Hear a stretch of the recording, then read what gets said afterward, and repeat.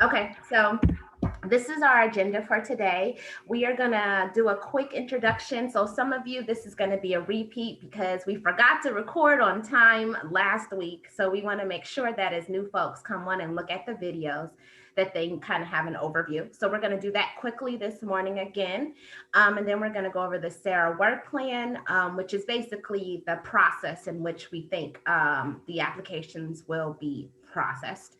So we'll go over that with you all, as well as Hawk is going to go over a little bit about what it could look like to navigate the portal. And then we'll have some question and answer time.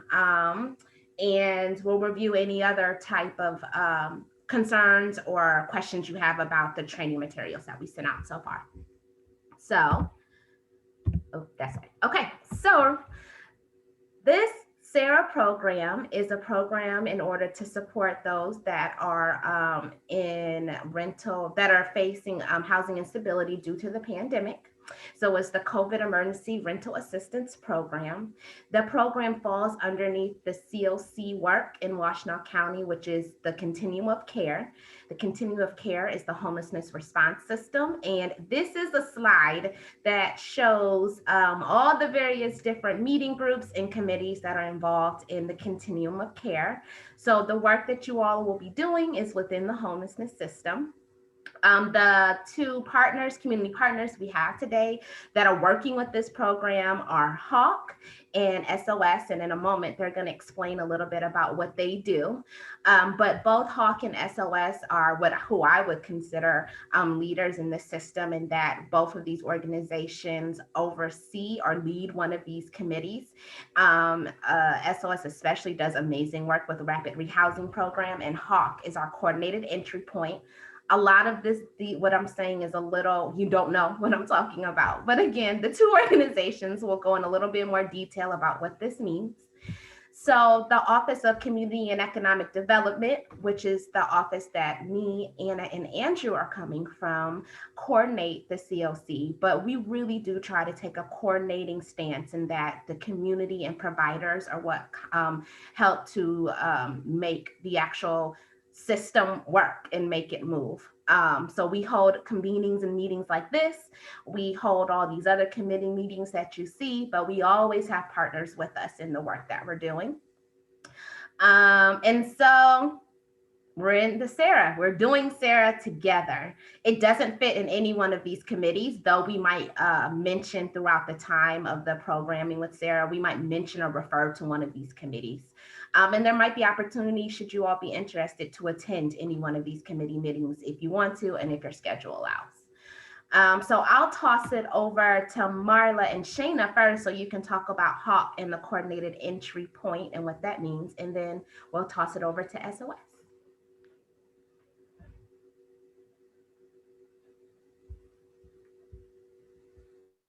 Shayna, you want to go through Hawk?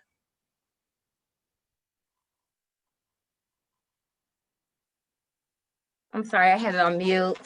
Good morning, everyone. So at Hawk, as Morgan had mentioned, we are the main point of entry for the homeless system. And so we have a fairly large team. We have our intake staff who answers all the calls that come through Hawk.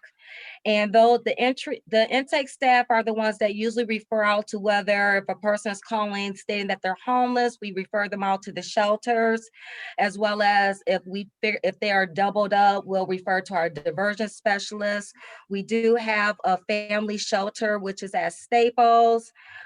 We also have housing resource specialists, which is funded through our ESG program, Emergency Solutions Grant. They are the ones that actually help pay for like rent arrears or moving costs. We also offer a little bit of the case management, trying to help people to prevent homelessness. We also have a court liaison that attends court 3 days a week at each of the courts. And basically she, provides us with information that's going on with the courts, as well as we coordinate from services here at Hawk as with the courts. And Sarah Lee, who's our court liaison, is also assisting with the CERA program. Did I miss anything, Marla? Shayna, can Nope. we see you? We don't know who you are. I'm sorry. I'm right here. I'm sharing the room on this small laptop. I'm sorry, everyone. So it's sort of tight. Marla, is there anything else? Nope, that's good. Okay. Rhonda and or Sharon, what does SOS do? Sharon, did you want to talk about our, well, I'll just start off by saying SOS as a community organization has been around for about 50 years, and we provide basically 3 arms of service into the community. The first is supportive housing, which Sharon will talk about. And we also have a resource center with a food pantry and utility assistance. And then we also have children's services. But Sharon will tell us about the supportive housing programs. So SOS does have emergency shelter. We do a scatter site model of emergency shelter. So we have 3 homes in the community, 3 3-bedroom homes. So we are able to accommodate some of the larger families that might need emergency shelter. We also do rapid rehousing, and rapid rehousing is basically anyone who is literally homeless and needs assistance locating housing in the community. We can provide up to a year of supports and services to those families. And basically what we're trying to do is rapidly house them using a housing first model. And once we get them into housing, then we can start to work on some of the challenges and barriers that they might have in maintaining that housing. We also do some prevention work. We have a prevention program with Ann Arbor Housing Commission, where if someone is at risk of possibly losing their voucher, their Section 8 voucher, we're able to do some short-term interventions to help them to secure that voucher. And that can include helping them with their annual paperwork. It may also be some mediation with landlords, and it can also include helping them to locate other housing if that's what they need. We also have another kind of prevention program where we're working with folks who are also literally homeless and have received or have been identified for a housing choice voucher. And with that program, we're able to, again, help them to secure the voucher and then get into housing. And again, it's a short-term intervention. So once they're in housing, pretty much our job is done. If they do need additional resources and supports, then we would connect them to those resources and supports in the community. That's it in a nutshell. Thank you. Are there any questions for either of the organizations or what they do? Again, we wanted to introduce the organizations and the work that they do, 1, because it's really important work, but then also 2, as you're starting to review applications for CERA, some of the folks might be coming from, for instance, a rapid rehousing program, have been exited most recently and now are needing financial supports through the rental assistance. So it is important to kind of really pay attention and think about how all these programs can fit together and connect to stabilize folks' housing. It's helpful to know the path that one might take. So are there any questions for either of the organizations or what they do? Okie dokie. Well, you're more than welcome to ask questions whenever you have them. The next thing we're going to go into is the workflow and the process in which we hope that applying or the application approval process will take. Out of curiosity, how many of you all have actually seen the paper application or the online portal application and have kind of started the process a little bit? Awesome. Good hands. Yeah. Okay, good. So hopefully this is a little familiar to you all. And for those that haven't yet done it yourself, it might be a little confusing, but again, we welcome questions. So I'm going to share my screen again so you can see the workflow.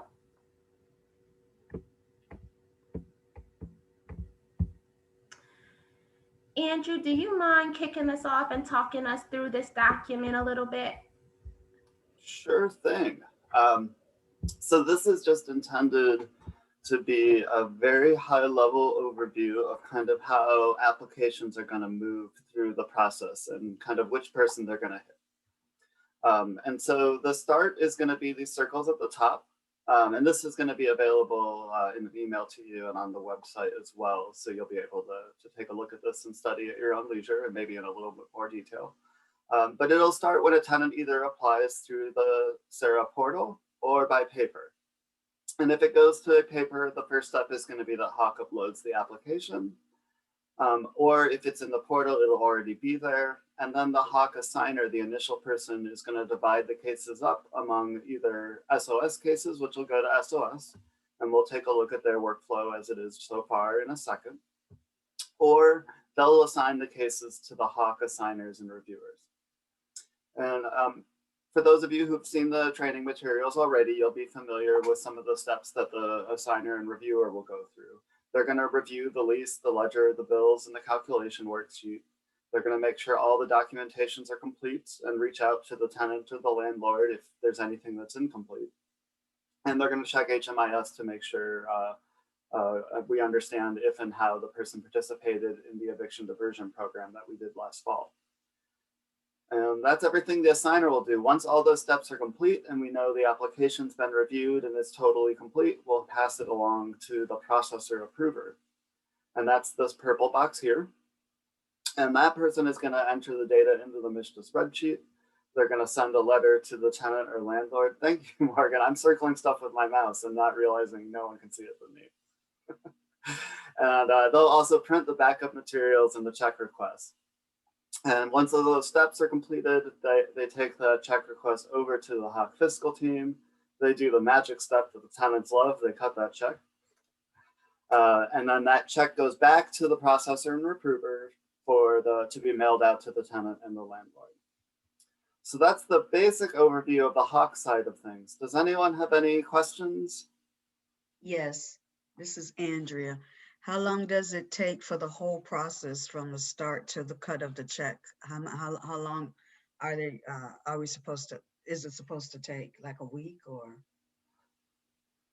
That's a great question. I don't know that I have the answer to that. I think partly we're going to be learning along the way. Okay. I think ideally we're going to be doing this as efficiently as possible because everybody's waiting for their relief. But I know we're also going to be prioritizing eviction cases. Okay. People who are in active eviction. And so we want to make sure that we're obviously targeting resources to the people who are going to be, evicted soonest. So it might vary depending on how people apply. I think as we get into the program and as things start rolling, we'll be able to answer that, a bit more specifically. Okay, thank you. And I would say the other piece to that is how quickly we get the needed documents from both the landlords and the tenants. That tends to always be the stumbling block and where cases can get bogged down. Okay, thank you. Thank you, Marla. Any other questions at this point?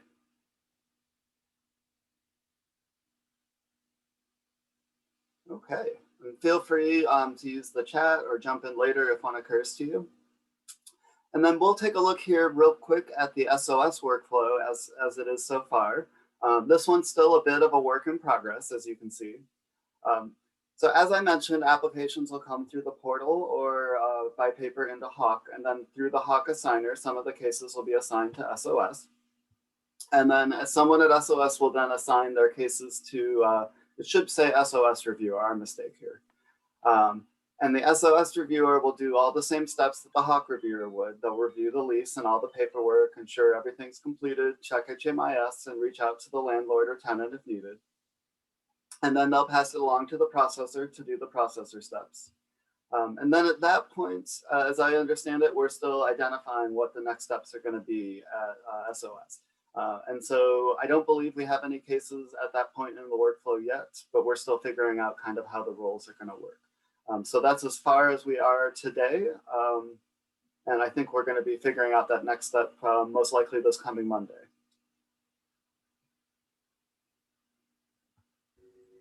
Thanks, Andrew. I didn't put it on the slide and I should have thought about it a little bit. Marla and Jana, can you talk and explain a little bit about the paper application process? So there's an online portal that we're going to go over in a few minutes, but also there's still a paper application that folks can access and download and mail into. At this point, Hawk is receiving the paper applications. And so it's a little bit of a different process in that there's not as many people touching it as the portal process. Marla, Shayna, can you talk to us about the paper application process? Yes, so the tenant has the option to complete a paper application. However, we're strongly recommending that they complete on the portal. However, some tenants may drop off their paperwork, they may fax their paperwork, they may send it through an email. Once the information is sent to me, then I usually send it to one of our HRS staff, which is our housing resource specialist, as a reviewer for the CERA program. They actually review the documents to make sure that the documents are eligible, making sure that the documents are clear. They make sure that we have everything we need from the tenant as well as the landlord. They also contact the landlord, asking the landlord for their W-9s, for them to complete their application, to send over their ledger. For the tenant portion, we make sure that we have an ID. They may or may not submit their social security information, making sure that the application is completed in its entirety. And then once the reviewer has everything, they complete a ledger. From the ledger, they complete the worksheets. From the worksheets, they have what is called, especially for eviction cases, we have a conditional dismissal, which we call it a COD. They get this, once they have the worksheets, they send this worksheets over to either the landlord or the attorney. The attorney comes back with the completed COD. And once we have the COD, then the staff, which is the reviewer, submits the folder to myself or to Marla. We review to make sure that everything is in the folder. And then once it's complete, then we send over the check request to our fiscal person, which is David. Once David cuts the check returns to me, and then I issue the check to the assigned housing resource specialist / reviewer.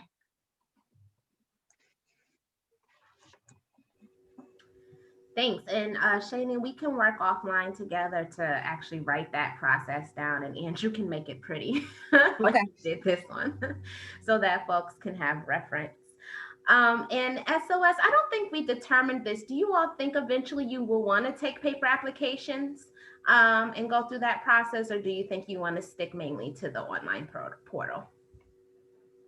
Well, I think it depends on the community need. Certainly if there's a need for more people to take, for another agency to take paper applications, we'll make arrangements to do that. Okay. But if there's not a need, then we're happy to stay online. Support. Totally. So thank you all. Okay, so are there any questions about that process, the workflow? Is there anything that's unclear?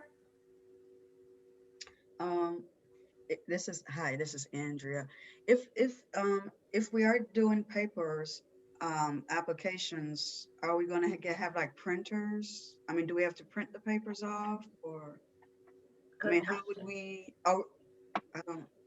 yeah, online or paper applications would be taken at our location at 101 South Huron in Ypsilanti, and so we would have printers available there. Oh, okay, so it's just for the inside.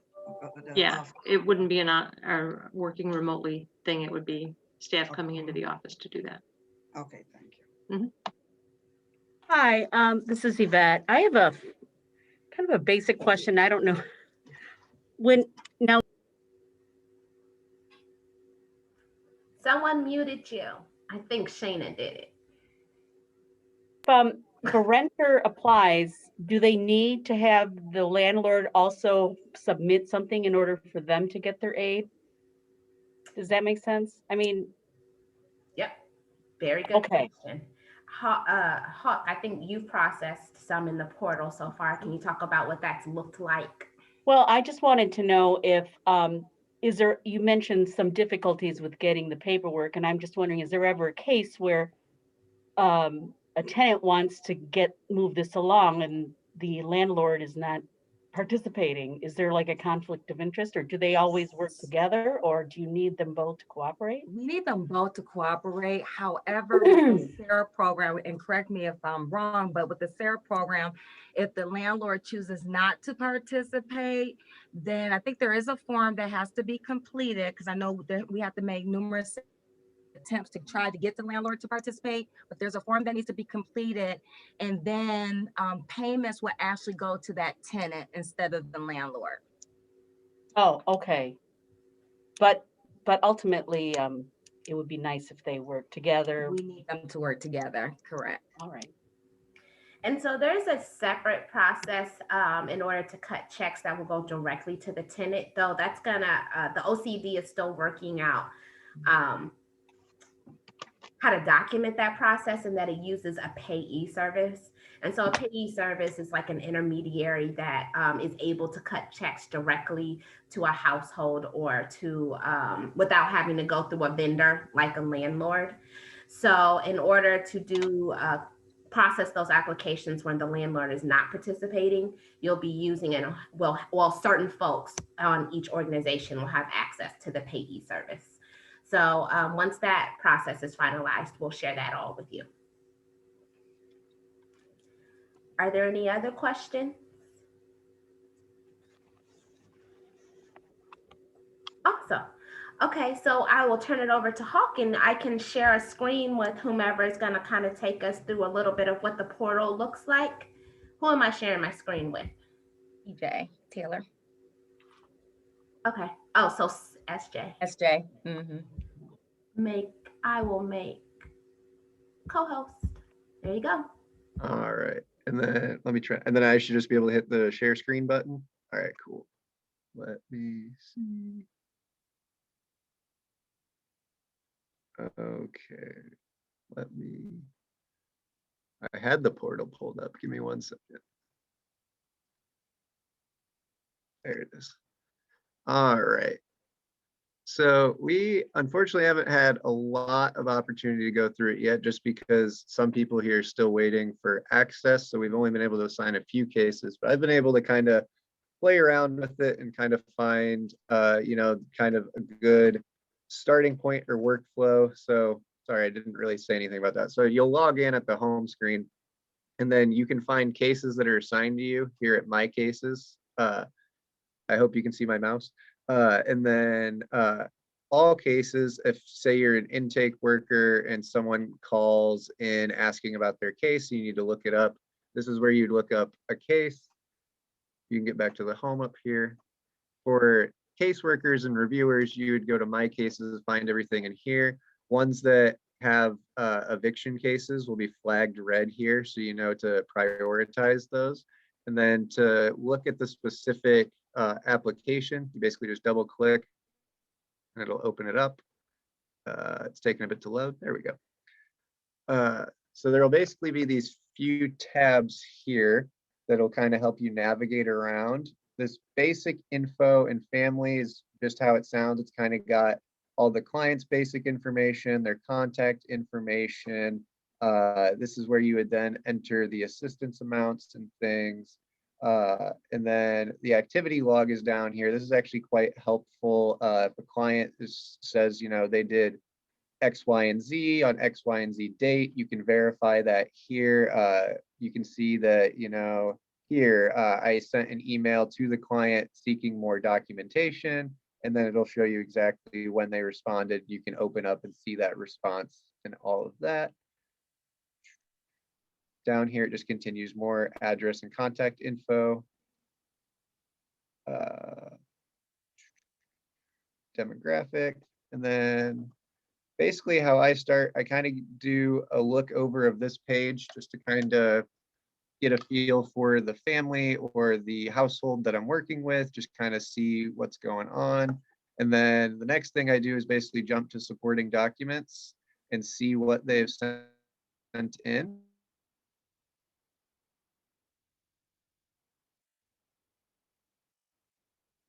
And then with that, you can see anything that they've split. You can see the landlord So if you open this and there's nothing from the landlord, that usually means that the landlord hasn't completed their side of it. And then you can come up here and you can click one of these buttons. There's more info from landlord. You click on that, it'll open a little dialog box and you can type out exactly what you want to ask from the landlord. It's quite handy. And you can do the same thing from the tenant. And then basically I go through more with a more fine-tooth comb and kind of check all the individual documents, make sure they meet the criteria that is outlined in the guidance and all of that. And then if it's not, you would request more from the client at that time. And then that's actually about as far as I've been able to get with any of mine. I've only had 2 cases assigned to me so far, but both of those I've requested more info from the client. This client actually that I have on, I might be able to move to the next step later today, but that's basically as far as I've gotten so far. And then the rest of it's kind of straightforward. Landlord information over here. You can see everything they've entered. You'll notice that if you hover over things, it'll sometimes have this little red symbol, meaning that you can't edit it. Sometimes the one thing that's kind of confusing, it'll make you think that you can't change it. You just got to go down here and hit the little edit button. And then you should be able to go through and change anything that needs changed.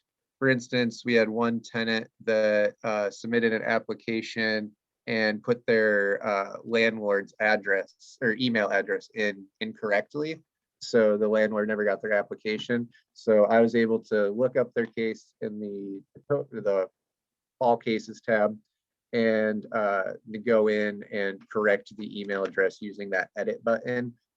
We were kind of confused at first, thinking we weren't able to change it because of just the red circle. So don't want that to throw off anyone else. You should be able to change most things as a reviewer.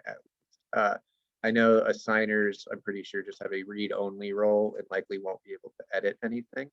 But as the reviewer, if you notice things in the application that they may be inputted wrong, like they did the math on their income wrong, and you just need to update that or change that, it's pretty easy and straightforward. But yeah, was there anything else specifically that you kind of wanted me to dive into regarding just kind of how to navigate around in the portal? Do folks have questions about the navigation? We can do some live searching and things now as I just had a quick question. If you scroll down on the screen a little bit, some of the fields have a red bar next to them. Does that mean that's incomplete and needs to be completed before it's? Yes, the portal, if there's certain things that seem incorrect, it'll flag it with that red, knowing that you should look into that. It doesn't necessarily always mean that it needs action, but it's like a warning that it might. And then yeah, it's to let you know that you should look into it a little more. I noticed that one of the red flags was on basically an FMR field, the fair market rent for that number of bedrooms in this county. Well, on this page? Yeah. Where? Oh, it was just on the right-hand side. If you go down a little bit more, was it really asking for FMR data or not? Okay. If yes. Oh yeah, these are questions that you would just then have to go in and answer as the reviewer. And the landlord should be able to do that, right? Yeah. You can ask them to fill that in. Sorry, I wasn't seeing what you were referencing because the little window that has all of your faces was covering it up. Any other questions from anyone? I'm just a little curious.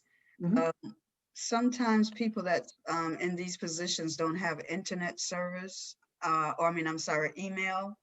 Mhm. And so is there like a different way, if they don't have emails, like some people that maybe, is there a different way that we can get in touch with them to ask additional information? I mean, if So need be? To enter the application into the portal, it requires you to have an email address. So there are certain situations where if someone doesn't have an email, but does have internet access and would like to enter it through the portal, the guidance does mention that we should do the best we can to try and help them set up and establish their own email address so that they can apply through the portal. But if for some reason they can't, they can obviously do the paper application. But yeah, if their application is in the portal, they should have an email because it requires it when they're filling everything out. Okay, thank you.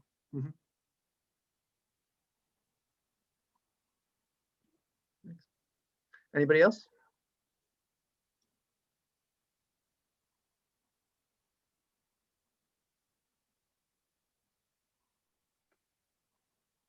All right. I'll throw it back to whoever's next. Thank you. So last on today's agenda is going to be to just go over some housekeeping and again, provide more opportunity for questions that you might have. So I'm going to share my screen one last time. Ooh, there we go.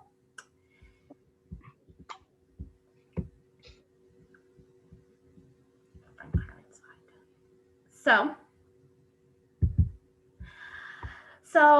just to go over email, we will send out emails to everyone that's working on the CERA program every Wednesday by every Wednesday, sorry. So our goal as this program continues is to actually send out training materials by Monday from the previous week, though as this program continues to get off the ground, each day things are changing. So we've only been able to do it by Wednesdays. So I hope to change, but you can be guaranteed to have an email reviewing what was covered the week before on Wednesdays. Please, everyone, if you have not received that email, do talk with someone at the agency in which you are staffed and they can forward the email on to you. In that email is a staff contact form for CERA. Please fill that out so that we can have everyone's email address so that we can add you to the group that will be emailed weekly. We will have trainings/staff meetings every Friday. Again, in this beginning session, we expect to have more trainings versus staff meetings. But soon, maybe through May, by June, we should be transitioning to this space just being a staff meeting. And we will also decrease the time on the calendar for that. So ideally, as the program goes and everyone gets more and more comfortable and confident, we'll change the timing or how long, the duration in which we'll meet on Fridays. But do expect to be here every Friday for at least the next 2 months. Privacy concerns. So you all will see a lot of information from community that are submitting these applications. Some of the names that pop up are people you might know, especially if you live locally in Washtenaw County. Do not share that information with anyone and do not talk with the folks that submit applications if you see their information. Let me know or let your folks that you're working with at the various agencies, Rhonda, Marla, Sharon, and Sheena, know if there's any issues or conflicts you're having in regards to that. But do know that all the information you see is confidential and you cannot talk to folks about what you're seeing outside of your work. There are a lot of issues with this portal. Washtenaw County did not develop this online application, so we don't have the administrative rights to the back end of it. So as you're coming up with issues, please do pass it on again to your supervisor at your various agency. OCED is tracking those issues and creating a document. And as we get answers or solutions, we're documenting those. Ideally, we're going to be handing that document over to you all. We have wanted to have a majority of our questions answered for this week, but we didn't get feedback from the state entity that is managing the portal and this program on behalf of the state, which is the next line I'll talk to you about, Mishta, a little bit. So do expect for there to be issues. Please track what those issues are, write them down, and give them to your supervisor. So again, we can track them and come up with solutions locally or pass them up to the state. MISTA. So MISTA is the Michigan, Anna, what does MISTA stand for? I always get this wrong. Michigan State Housing Development Authority. Thank you. I suck at acronyms. So MISTA is the Michigan State Authority, well, we already said it, for housing. So they provide a lot of funding to the different the homeless system. So this funding right now, while it comes from the federal government through the Treasury Department, it's passed through the state in the State Housing Authority. So that's when we're going to refer a lot to MISTA. MISTA created this program. They created the online tool for the program. We have to submit financial documentation to MISTA. Is it monthly, Anna? Yes. Okay, monthly. So that's another reason why we're going to be meeting with you all weekly, is because this is a lot of money. It's about $20 million that have come into Washtenaw County, which means that we are going to be heavily reviewed on how this money was spent, to make sure that it was spent with fidelity. So we will often be referring to MISTA in those weekly emails. We will be sending you materials that MISTA sends out to us on Fridays about the program. We are fully expecting each of you to review those materials and to be aware of what MISTA is telling us. And then also, again, be prepared on Fridays to come with questions, comments, concerns that you have about the materials that we'll send to you. That was all the housekeeping things that I had. Planning, CERA planning team, are there any other housekeeping things that we should be bringing up with this group? Just one thing I wanted to circle back on, something that you talked about in terms of conflicts of interest. So if by chance you're assigned a case to review and you know that person, please let your immediate supervisor know that, so that we can reassign that case to someone else. And I did put the link to the contact form in the chat. So if you're not one of the 4 people who filled it out, please do take a moment to fill it out. It takes 2 minutes and 8 seconds on average. So we're not asking for a lot. This is Andrea again. I did look at that form, and it asks for work number, and I haven't picked up the equipment yet. I'll be doing that today. Did you still want me to send that over without the work number? You can go ahead and do it after you pick up the phone. Okay.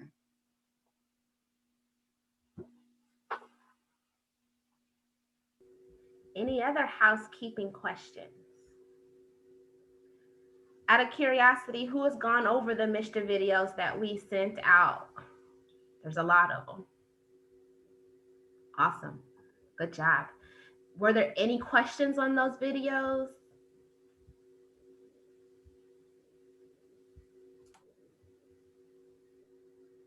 If someone's talking, I can't hear. Okay, there she is. I was just wondering, I'm not really a numbers person, so when he was going over the stuff about the ledger and looking at the ledger and doing all that, taking out stuff, I'm just wondering, is there another way that I could like more thoroughly go through something related to reading a ledger and figuring out those calculations?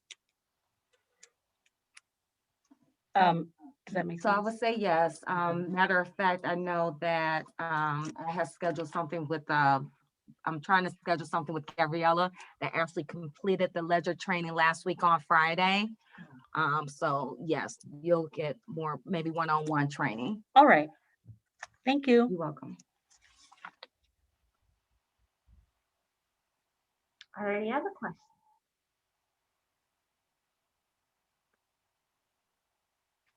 Okay. Rhonda. No, I didn't have a question. Oh, did you have it? Only that okay. SOS's workflow will be coming out early next week, so we'll be sending that out to staff, and we're catching up. Sorry, Rhonda. Good I have a morning. quick question. I know I reached out to Rhonda last week about access to the portal. I was just wondering if there's an update on that, or if I have to do something on my end to get access to that. Okay. No, I did email the head of MISTA yesterday, asking where we get the access, and she said you all will get it at some point today. So Today? that's what, how. So Okay. if that doesn't happen, let Rhonda know. Rhonda will let me know, and we'll see what we can do. Yeah. We're Awesome. having trouble, Kristen, between Sharon and I, we're not able to access it either, so. Okay, I just was making sure because everyone else seemed to be able to access it, and I was like, did I miss the email? So I'm like scrolling through my emails real fast, like trying to see if I missed something. No. Yeah, I can access it, but I can't change. I've requested to become an assigner. I think I sent that to Shayna because you guys want to send over some stuff. So we can't assign anything. So it's okay that you don't have access to the portal. So, for right now. Yeah. Okay, I have a question. Yeah. That's outside of this. So with the ledger, will everybody have to do that? Will my position have to add so the computer doesn't do it for us? Well, I haven't seen it yet. I apologize. I was on working elsewhere, so this is my first day of training. I didn't get last week's. Unfortunately, but I am going to watch the videos. But I was just wondering, the last young lady asked about, doing the ledger. Yep. I was just wondering if being a economic aid, if that's something that would be also a part of my position to do the adding up in the ledger. So Which that's not in the Yeah. Do you know which role you're assigned to? economic Reviewer. caseworker with SOS. Review. The reviewer. Yeah. Yeah, I mean, there's spreadsheets and things like that to drop this information in. Gabriella went over that on Friday. I guess, is that something that was on one of the videos as well? Okay. It should be. Okay. I will have all of those watched by over the weekend. Okay. Sounds good. And just so that is another part of this process that we're working with Hawk closely on. So trying to figure out a template when there are issues with the ledger, or the ledger doesn't make sense, or the landlord submits a ledger that doesn't really work very well with the CERA portal. So we will try to make that process as easy as possible. Okay, thank you. Any other questions?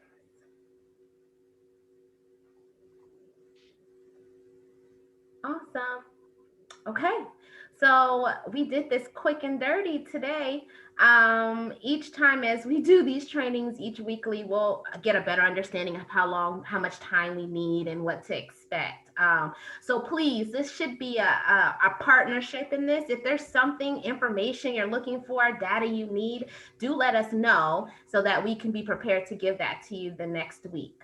We want to be as supportive as we can in this very, I don't want to call it messy, but it is a little bit of a messy, ongoing, developing program.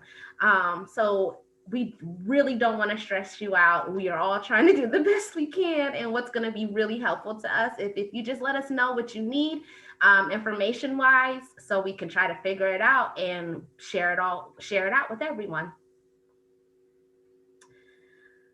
So thanks all. We should have this information, at least this training materials, to you by early next week for you to review. And please do go online while you're waiting for access and review all those videos that we sent on Wednesday, and check the OCD training site for videos for the training from last week. And this video will be uploaded by Monday as well.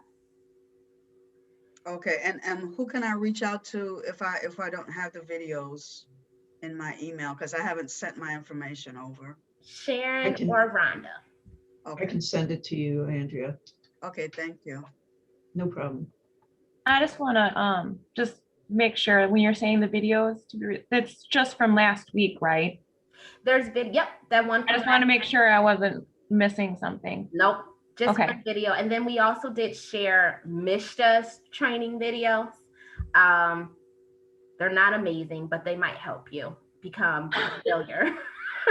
And they're very short. Yeah. It looks like there's a lot of them, but they're very short. Okay. No more than 3 minutes each. Oh. Yeah. Okay, y'all. Thanks. And we will talk to you throughout the week next week and see you next Friday.